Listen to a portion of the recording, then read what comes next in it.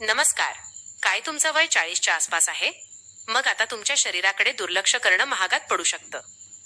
वयाच्या 40 नंतर महिलांच्या शरीरात वात दोष वाढू लागतो, ज्यामुळे हाडं दुखणं, थकवा आणि चिडचिड वाढते. हे टाळण्यासाठी आयुर्वेदाचे हे काही नियम आजच सुरू करा. सुरुवात करा अभ्यंगपासून. रोज अंघोळीपूर्वी अंगाला कोमट तिळतेल लावा.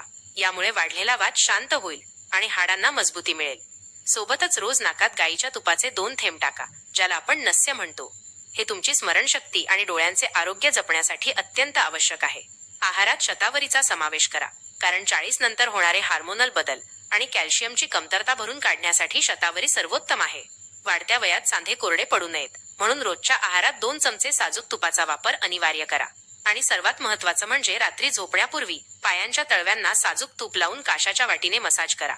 यामुळे मेनोपॉजच्या काळात होणारी चिडचिड थांबेल आणि तुम्हाला शांत झोप लागेल. स्वतःची काळजी घ्यायला आतापासूनच सुरुवात करा. ही माहिती तुमच्या आईला किंवा मैत्रिणींना नक्की शेअर करा आणि अशाच आरोग्यदायी टिप्ससाठी आपल्या डॉक्टर प्रजक्ताज आयुर्वेदिक टिप्सला सबस्क्राईब करा.